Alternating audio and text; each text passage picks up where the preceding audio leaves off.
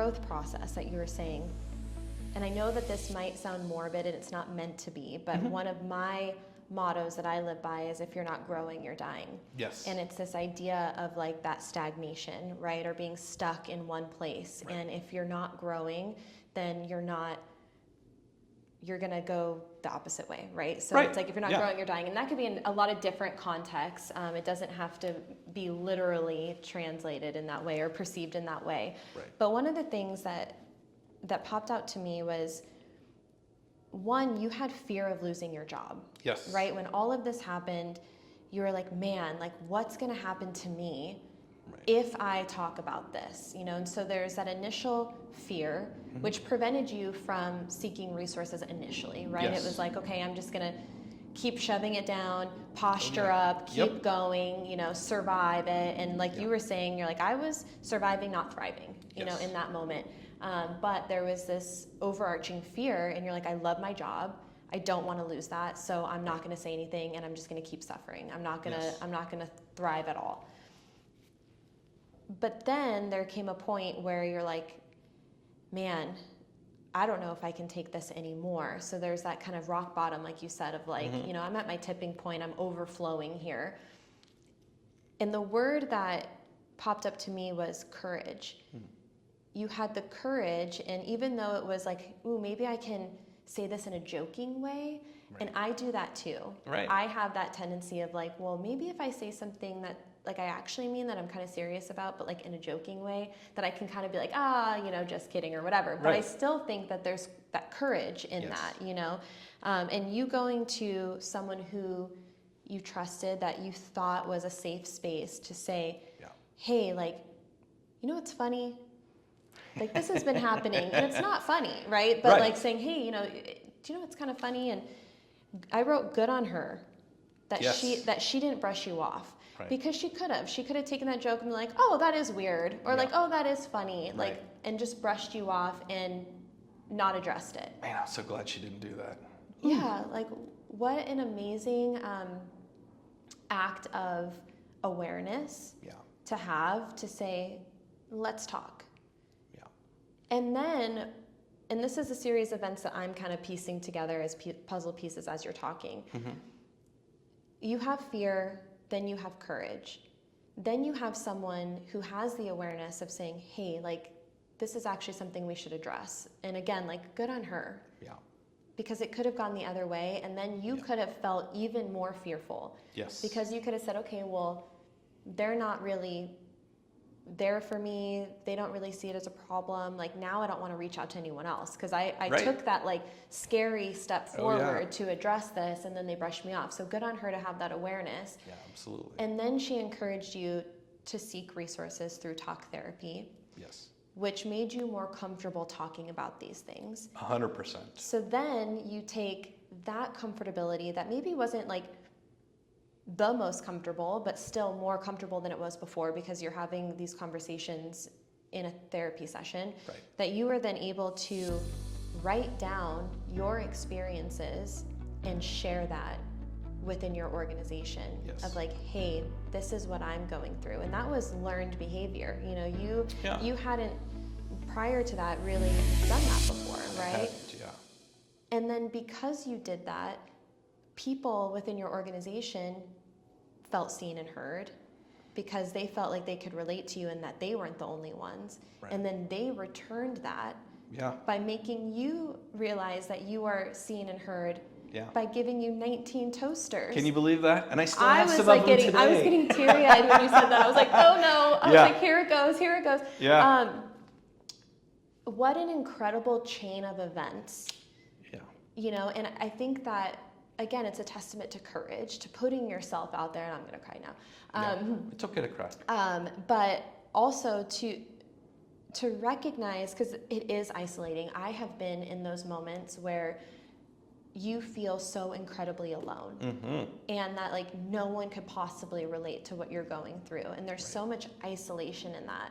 And I've been to the point through my own traumatic experiences where I've reached that point of like uncontrollable panic attacks, don't know where it comes from, someone tapping on the table or picking their nails, and now I'm like fully, and feeling so alone. Yeah.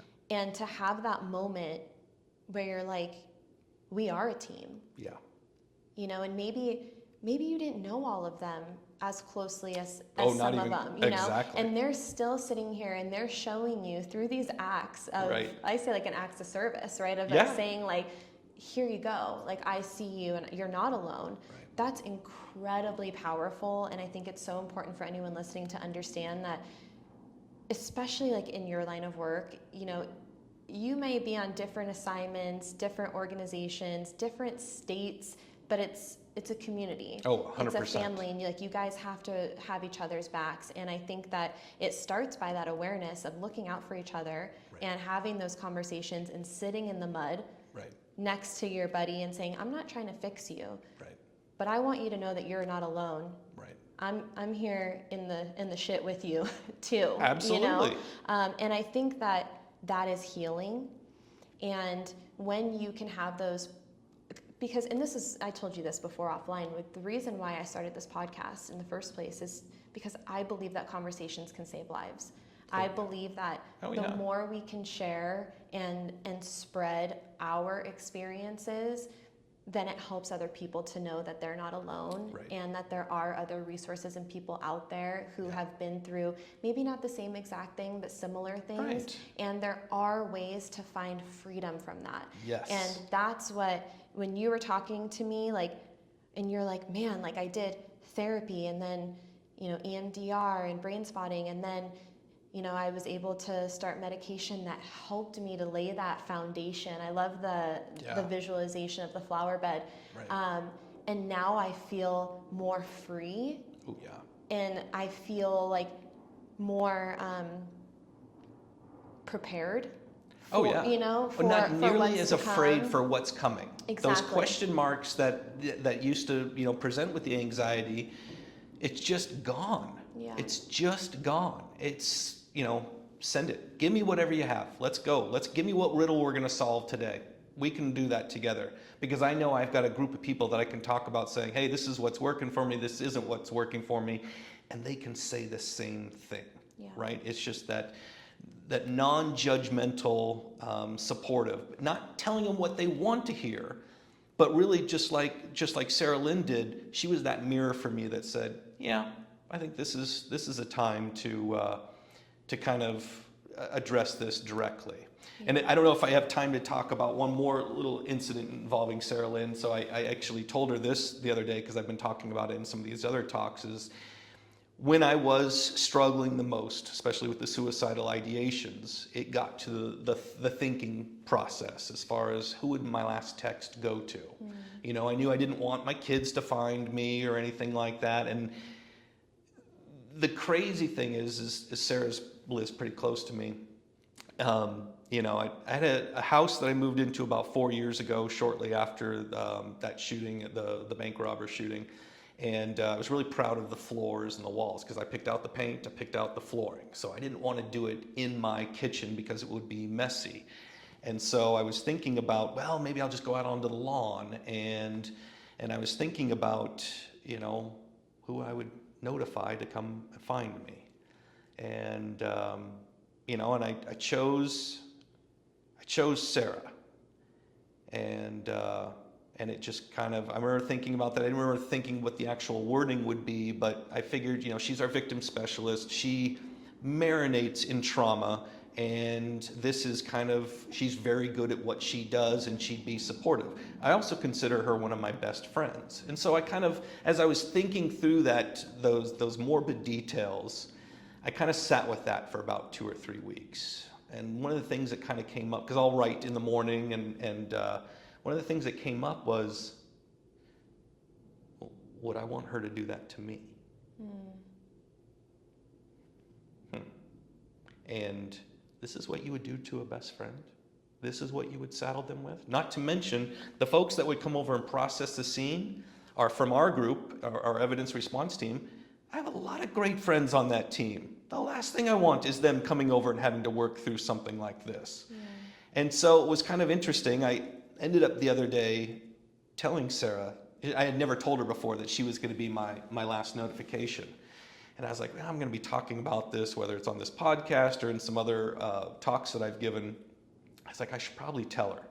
And so I was a little nervous telling her. I was like, man, this is going to be weird. And so I tell her, and no joke, it's fantastic. She has the best response. She's sitting across from me and goes, yeah, that makes sense. I would have told me too. And I was like, oh. So she has a sense of humor too. Yes, which absolutely. Is good. And Yeah. so, again, when we verbalize and talk about some of these things that are scaring us, the fear dissipates as soon as we get that out in the open, right? And start, because that's part of that healing process, is to be able to say it out loud.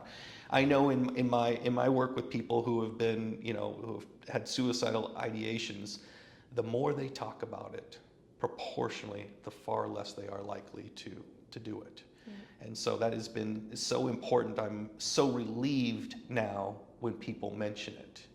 And yeah, that's one of those big takeaways from this whole experience.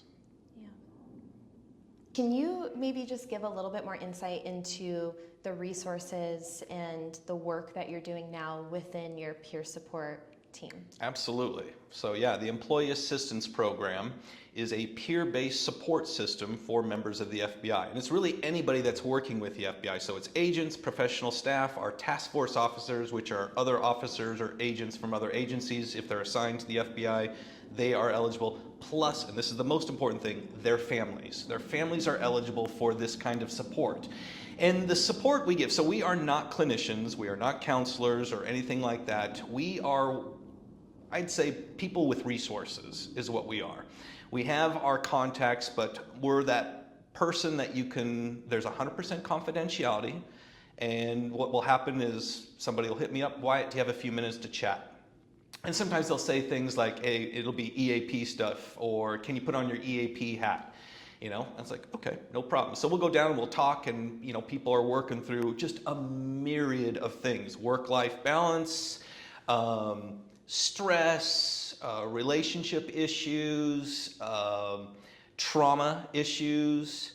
I've been contacted for so many of the different things, and so what we do is I sit there and I listen. They can start to probably verbalize it, and sometimes this is the first time they've actually verbalized the issue that they're working through. And I sit there and listen and, ask some questions and just kind of talk, and then just kind of think about where they want to go from there. Sometimes they just want to dump. Mm-hmm. Perfectly fine.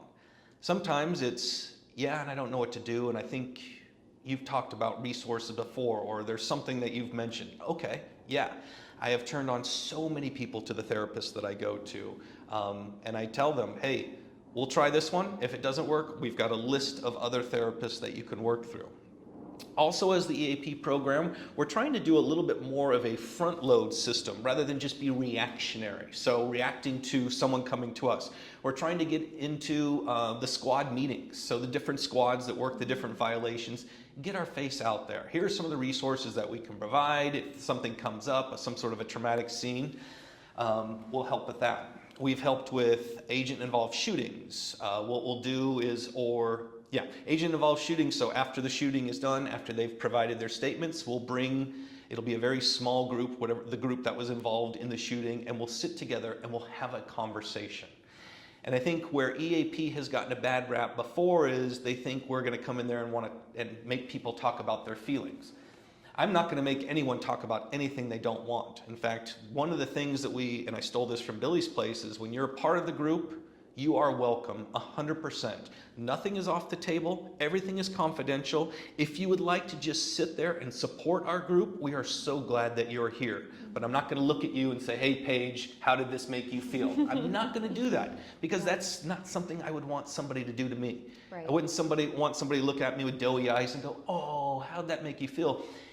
Sometimes the EAP programs for other groups and things have developed that reputation.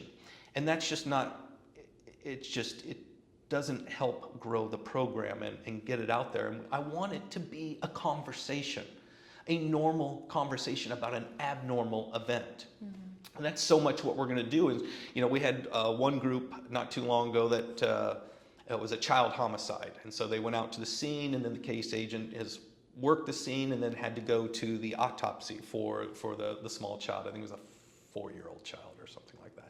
So we just kind of talked about that. And again, I didn't put that agent on notice or anything like that. We were all part of a group, but we all had different parts of it and different experiences, what they viewed at the scene, you know, some of the issues that they're working through.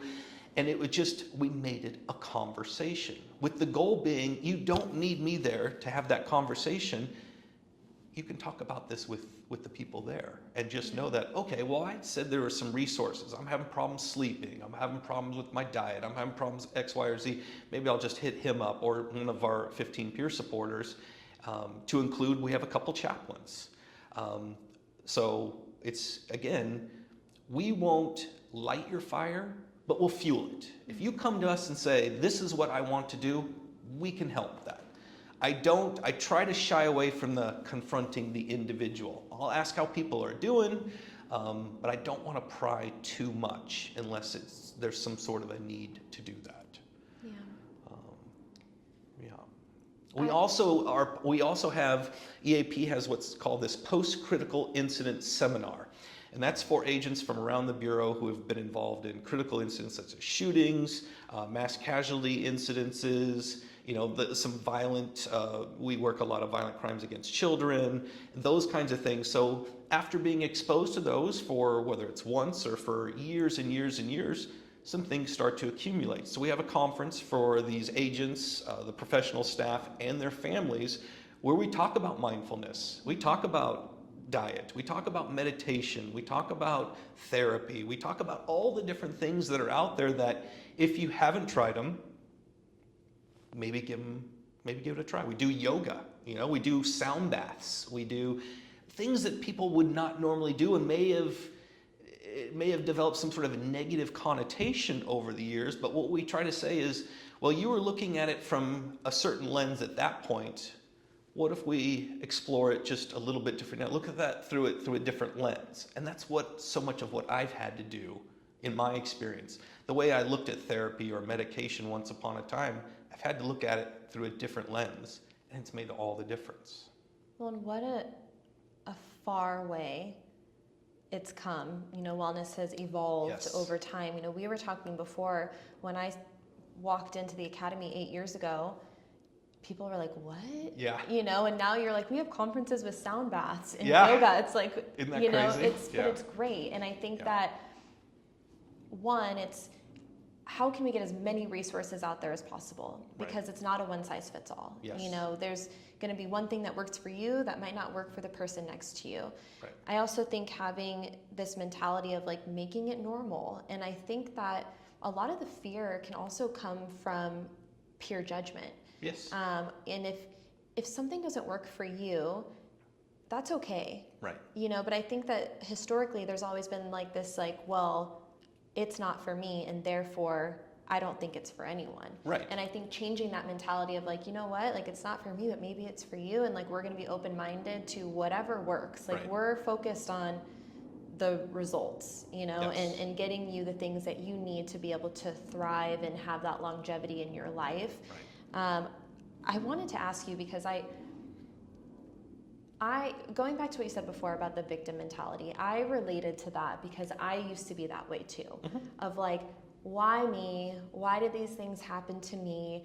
And I was very hardened by that. I was very kind of like nasty, and you know, you haven't been through what I've been through, but I'm also like this big, you know, and so it took me a really long time to view the things that I've been through in my life as an opportunity for growth, but then beyond that, an opportunity to help others. Yes. And I now have this perspective of everything that we've been through in our life prepares us for the next step. And sometimes those things are really hard, and you wouldn't wish them on anyone. Well, you got that right. But for me, I don't think that I would be in this space now and be so passionate about wellness if I didn't go through that. Isn't that amazing? And so I wondered for you too, like, do you feel that? Do you feel like all these things have now led you to being a part of your volunteer work and your organization's Yes. peer support, that all of those things, even though they were really hard and traumatic, have now kind of become your superpower in a Right. way, and your opportunity to help others. Right. What started off as a process, it's not a result-oriented process. I'm not looking for, that pot of gold after slaying the dragon. The process is working through the challenges. That's what gives it meaning and purpose.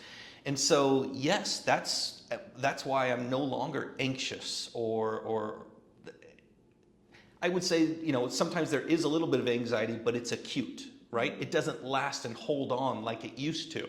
It'll come and go, I'll notice it, and now I have a process to work through it. So what is that saying? Like, if you don't know where you're going, any road will take you there, right? And I think Jordan Peterson even says it, the idea of being lost in the desert, it's not knowing which way to go. It's the fact that there's so many different ways to go. And so now that I have that kind of an understanding of, it's very much a faith-based understanding, adherence to a higher power, something that gives meaning similar to the job, but far more in this individual journey, in this individual walk. This is what's giving so much power, I think, to my day-to-day thing. Some people I've seen the last couple of months, they'll see me, and I haven't seen them for a year or so, and they're like, "You look different. You look so good, and You're like, you "I look am so different." refreshed." And I was like, "I am. Yeah. Oh yeah." And I can hear that now. I can hear those kinds of things, and I can be present. My daughter came over for dinner just a couple weeks ago, and my schedule now, she came over for dinner on a Sunday. It was for Easter. And my schedule now is I start very, very early in the morning. Well, once upon a time when I had that schedule, that night before, I could not think about anything else other than the anxiety, the anxiousness of starting early. And I was sitting there just, talking with her, we were laughing, we were playing board games, and I didn't think once about, I'm gonna have to get up at 2:45, tomorrow morning or something like that. I was able to be present and not allow some of those other things to distract me. Those things that just kept me existing and not living. Yeah. And it's so different. She's noticed the difference. My daughter's noticed the difference. So many friends have just said, "Wow, what a transformation." And then it goes the other way, and I go, "Did I look that bad?"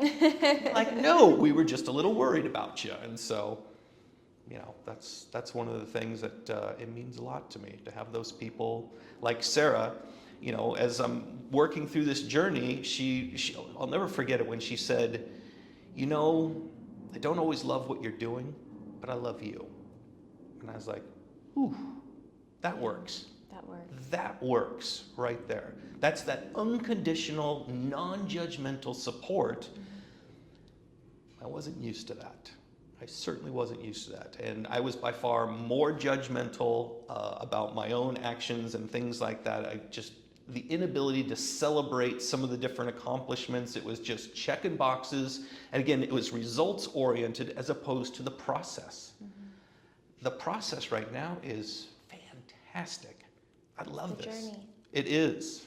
It is. I'm enjoying it so much. And so being able to talk to others about this and seeing some of oh yeah, I look like that. I was talking to a group, that post-critical incident seminar group, and I'm looking out at them, and I see a lot of just blank stares, and some guys and some men and some women who have seen some things and been through a lot.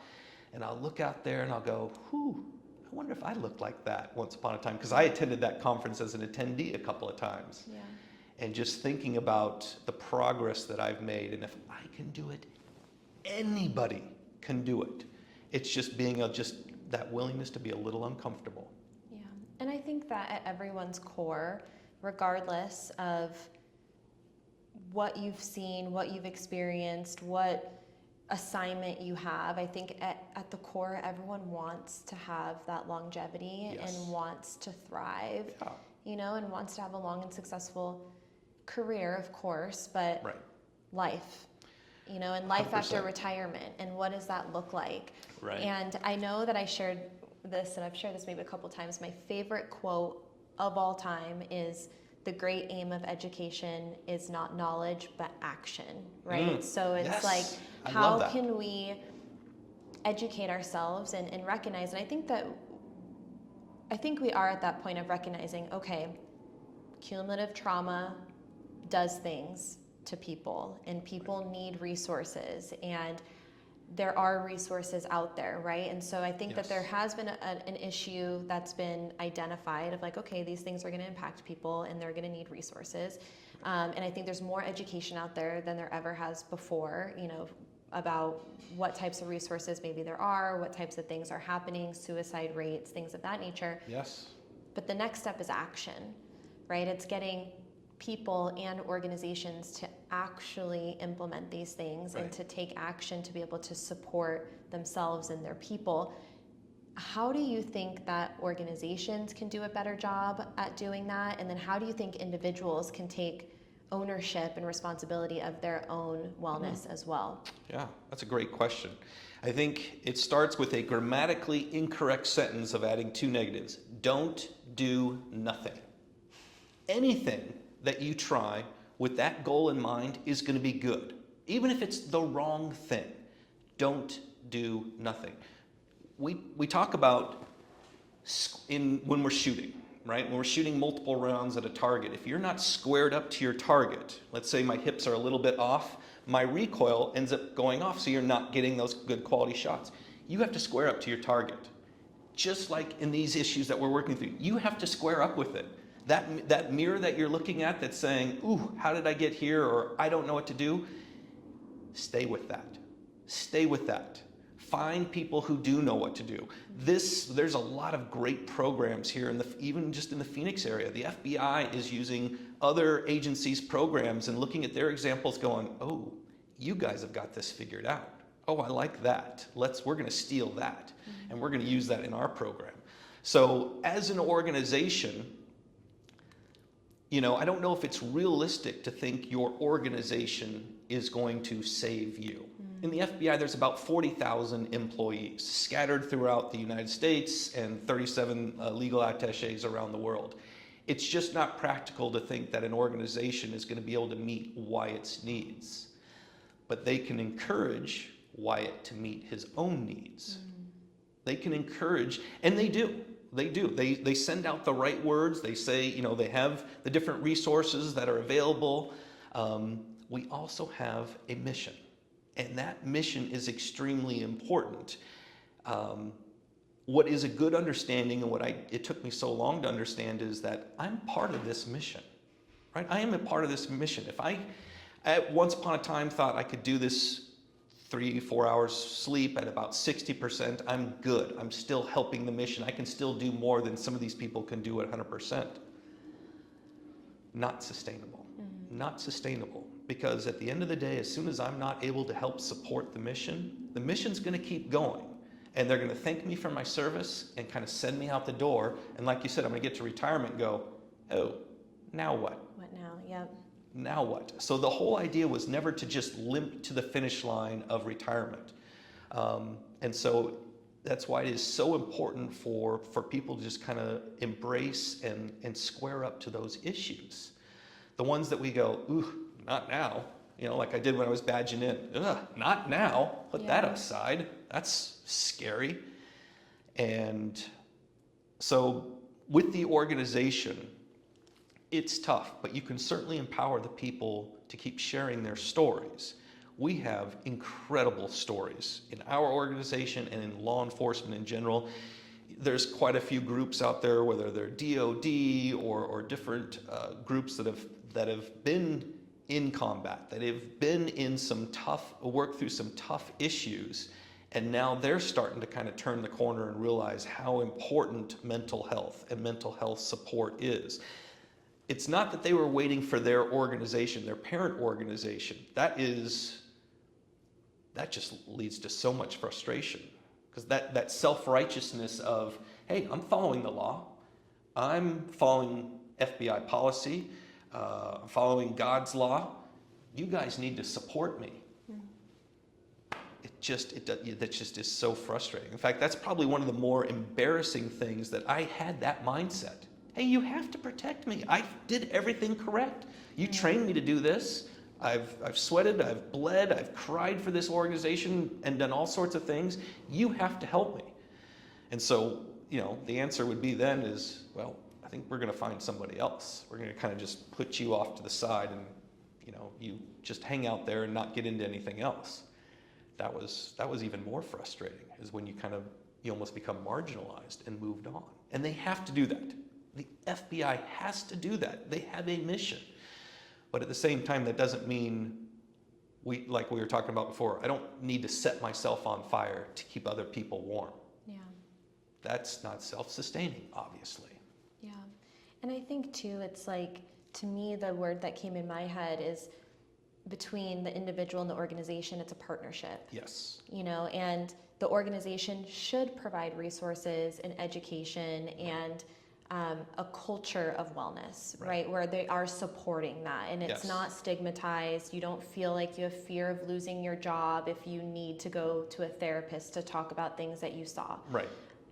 But there also has to be that self-accountability.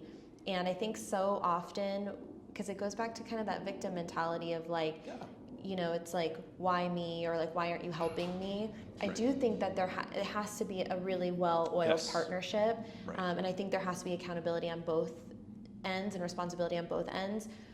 But I like that you said square up and face it head on. Right. And know that like no one's going to take care of you better than you, right, or know what you need better than you. And so if there's a supportive environment for you to thrive and to feel safe to seek those resources and to raise your hand and say, yeah, you know what, this is starting to get to me, I need some help. I think that's what I would like to see across the board, is like, how can we realize that like we need to take care of ourselves, but there has to be a safe environment for you to be able to do that too. And I'm very proud. The FBI I think it was about a year ago, started setting aside, I think it's 3 hours a week called wellness hours. And so you can use those hours. So again, it's your organization providing the opportunity, but they're not making you go, right? So if you're not using those 3 hours to your benefit, or not using them for something for which it's intended, the results aren't going to be there.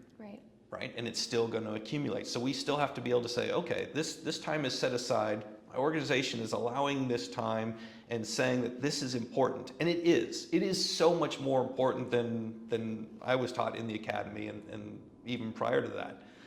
In fact, I remember when I was in the police academy, when they're PTing us, one of their favorite phrases, because we're grunting and groaning and we're getting crushed, and they would say, suffer in silence. In other words, they didn't mean it to like, carry on these long-term traumas and things like that. But I always think about that phrase, suffer in silence. And we've kind of imbibed that. Yep, I'm just going to suffer in silence. Mm-hmm. Yep, everything's fine. I am good. Mm-hmm. Until it's not. And then you see it manifested in, DUI, problems at work, domestic violence issues, things like that. And EAP is more than willing to support you during those times. But there's something to be said for that preventative maintenance. Yeah. Checking those tires before you go out on a road trip, something like that. Yeah. I love that you said that, and this is so off topic, but I do not check my tires normally on my car. Oh, and that's I crazy. Just want to. I want you to go check your tires, Paige, when we leave. I ended up getting them replaced recently, and the person looked at it and was like, "I can't believe you're here." Oh my gosh. They're like, they're bad, right. And it's funny because I hear this analogy all the time of like, hey, like you gotta you do these things normally, right? Like there's things that you do, like get your oil changed and all these things to make sure that your vehicle is good, and there's that preventative maintenance, and that same idea of doing that within yourself. And I think that goes back to the proactiveness versus the reactive. And here's the thing, there's always going to be both. Yeah. And I think that there's a lot of conversation about proactive wellness, and I think that it is very important. I think it's very challenging, but I think it's very important.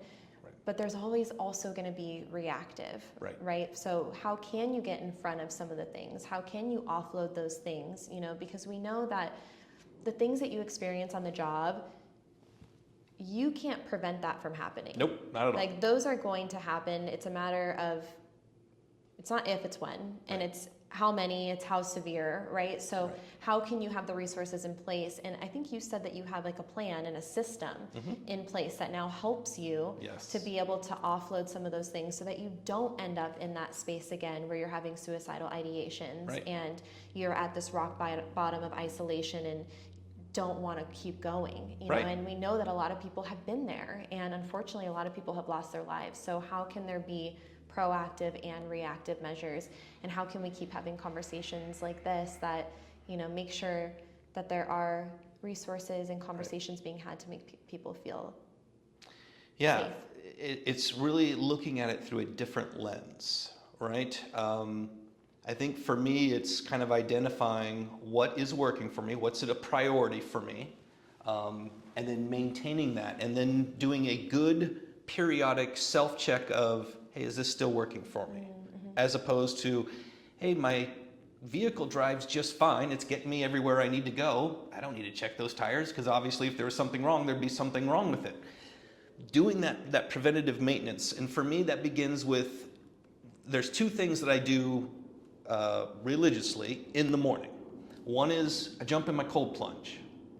I get that jump start. I'm doing something difficult that generally nobody else wants to do, and quite honestly, I don't even know if it has any health benefits, but I love the fact that I'm doing something Mental difficult, resiliency. and it gets me jump started for the next part, which is my reading. I like to do just a little bit of reading, whether it's scripture, whether it's a book, whether it's stoicism, and then if I don't have time in the morning, like sometimes I have some early mornings, those are my two must-dos. And then in the afternoon, journaling. Sometimes I'll do the journal in the morning, and it started off as a gratitude journal. In fact, I've talked about this before with people is basically like a gratitude starter kit. I was talking to an agent one time. She was brand new to the office. And so on my squad, when new agents come into the office, they'll do a brief 2 or 3 week stint on our squad, because we do a lot of arrests, so we get agents comfortable making arrests, going through the legal proceedings, going to the court, things like that.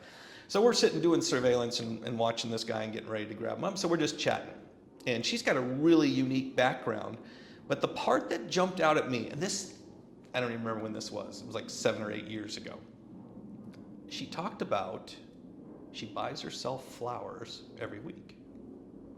When I heard that, I was like, that's weird, right? Because we have certain... That initial judgment, yeah. Right, we have certain ideas about flowers, right? Generally, for me, the only experience I'd had with flowers was buying them for other people, and it was usually when I messed up, on something like that.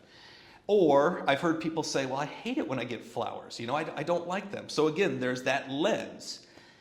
But this was different. She said it, I didn't say a whole lot, but she said, yeah, I buy myself flowers.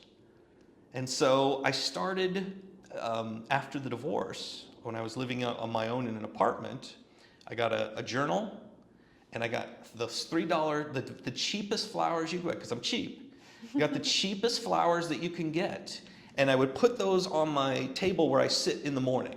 And that's what I would start off with. So when I was starting off doing gratitude, and when you're hurting, nothing comes to mind. And so I would use those flowers, and I would write about the flowers, whether it was the color that it brought out in the room, whether it was the bloom that, if you get them just at the right time, you can get them blooming and watch that growth, and just the smell that they give off. And so I had to manufacture gratitude. I had to at the beginning. Thankfully, it became such a routine thing. I get flowers for myself every single week. And so when I see her, she's still in our office, I'll go, hey, what color are the flowers this week? And so we'll share the color of the flowers. And I'll tell that to people. And again, when we have that certain lens, whether it's about therapy, whether it's about medication, whether it's about flowers, we have to kind of change that viewpoint. And I don't know what will do that other than necessity. I can tell people all day long, and I can say, hey, buy yourself some flowers, get yourself a gratitude journal, go. It doesn't quite work. I find it's better just to be the example. If someone asks about it, 100%. yep, that's what I do. I would never tell anybody, oh, you have to go to church, you have to go to therapy. I'm just saying, here's what works for me. And so that gratitude starter kit of I love that. of flowers that I bought for myself. And don't go crazy. Don't get roses like a weirdo. Get yourself some normal multicolor flowers or something like that. No, I'm just kidding. But it means so much more. I love the fact that I can do that for myself, so that I can, again, it's the tiny little things. It's that change in perspective, because now I am looking for gratitude all over the place. I have no problems writing. Spoiler alert, Paige, you're going to be in my gratitude journal tomorrow after this. As so much of, whether it's my nights at Billy's place, my nights at my small group, church on Sundays, just the casual interaction with people in the office, something that person who says, that I say, hey, man, I need about an hour of your time to just talk. They drop everything and say, yep, what do you need? Boy, that means so much. Yeah, I imagine. That gratitude journal writes itself, and I absolutely love it. And so, again, it's having to change that perspective, that mindset. I know that people generally love to just bitch and moan and whine, and that is fine. It's just when we just leave it there, that's when it starts to just kind of, there's no forward progress. If that's leading towards, well, this is an issue that I really want to confront. I don't like how this person is talking to me. And then the more we talk about it, we realize it speaks more about that person than it does the person who said the comment, right? And I've thought about that so much lately. The people that I feel like have burned me in the past, some people that have been very close, or whether it's people in my organization that said these horrible things, the more I think about it, the more I realize it's my perception of what was being said. Not, these things generally weren't true to begin with, but I certainly gave them that power by saying, oh man, you made me angry, and da-da-da-da-da, and just kind of lament and gnarl and bang my fist on the table. Again, that's not squaring up to the target. The target on that one is, why does what they said, why did that make me do this or feel this emotion? And so it's really a much different lens with which we need to work. That would be my long-winded approach of, have you ever seen those t-shirts, nobody cares, work harder? I understand the point. I understand what they're trying to say. But I don't want my friends, I don't want the people who come to me to think that nobody cares. I do want them to know that, yes, we're all going through this. We're all experiencing those harsh preconditions, the fear, the pain, the betrayal, the malevolence. That is baked into our everyday struggle. How we're interpreting or interacting with them, that's what is unique to us. We're all going through that. And I want you to know that I will sit with you in the mud, but I will not do it for you. Right. Because that's where the progress comes, is when you start to say, I want to take on that challenge. Yeah, when you take ownership of it. So that would be my t-shirt. It'd be a little bit longer t-shirt, but I think we can make that one work. Yeah. But just understanding that it's not that nobody cares, because that gets people shutting down. Yeah. I understand. Yes, we're all going through this, and it's going to be a little bit different. And if you're just here to whine about it, that's going to be a little bit tricky for me to kind of sit through. But if you really want to talk about that and have those discussions and really start to work through, or at your own pace, when you're ready to do that, I'm on board. I'll sit with you in the mud. I love that. I'll sit with you in the mud. I also it's giving you permission to take ownership over you. Right. And I love that you use the word priority, because I think that's the key. Yeah. There's every excuse under the sun as to why you can't do these things. Right. Maybe it's somebody else, maybe it's time, you're too busy, or whatever. Right. But it's once you make that decision for yourself that this is a priority and this is a non-negotiable for me. Right. And I have never heard anyone say that they manufactured gratitude until they could have actual gratitude in their life. I thought that was so powerful. I've never heard that before. I think that is great advice, because I'm sure that that's probably one of the things that comes up. It's like, well, I don't have anything to write about, so I'm not going to write about anything at all. There you go. But it's like, no, you can manufacture this. You can do it. You can Absolutely. one step at a time, like you can get there, and now it's everywhere. Right. And now you can find joy. Right.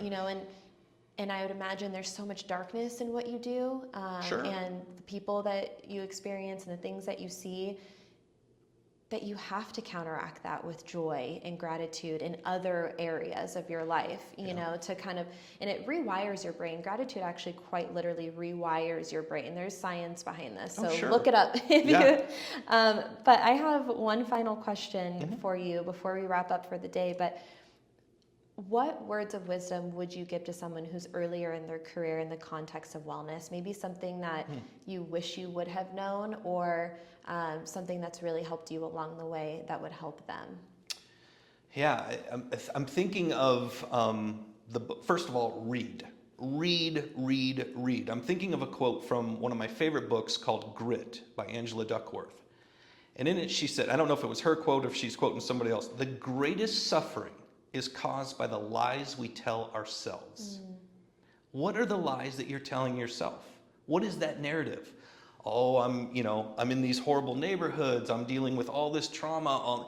Yes, that is true, but you can be that light going forward. You don't have to actually be as traumatized as the person that or the scene that you're working. You don't have to. It's those subtle little lies that say, you've seen too much. You're too far gone. You're divorced. Your kids are adults. They've got their own lives. You can't work on that relationship with them. You can't learn new things. Nobody's going to love you because of X, Y, and Z. And all these things that you've done in your past, where you've been horrible to these people that mean so much to you, that's a lie. And it's not squaring up to your target. So again, it's taking that ownership. I would love to, I don't have too many regrets, but man, I tell you, I learned that much further along in my journey than I would have liked to have learned that sooner. And so that's what I would say is square up to that target and really be curious. Really be curious. Why is it what that person said or what I did? Why is that making me feel this way? Or why is it causing X, Y, or Z? Be receptive, consistent, and show some grace. Thank you. Yeah, absolutely. I appreciate your time so much. My Honestly, pleasure. this has been an incredible conversation, and thank you for meeting with me in person and doing this face-to-face. This has been incredible, and I appreciate all of your insights and words of wisdom. I do want to leave the floor if there's anything we miss, anything that you want to cover. Otherwise, that's all I have for you. Yeah, no, I think we covered it. I really appreciate these conversations. This helps me so much, is to be able to verbalize some of these things that once upon a time I swore I would never tell anyone. And so, and a little bit more will come out each time in a little bit different perspective. And I learned so much from doing this. So thank you so much for providing this venue, this opportunity, this invaluable service, especially to all of our first responders and helping change the narrative. That is so important. Thank you. Thanks, Paige. And I know we talked about this before, but our time is really our most valuable asset. So I appreciate you taking time. I appreciate anyone who's listening for taking the time to be here today. So anytime. I will talk about this any day of the week. We'll As have you to can do a tell, follow-up. I talk a little too much. So we'll have to do a follow-up for sure. great. Thank you. Yeah, absolutely.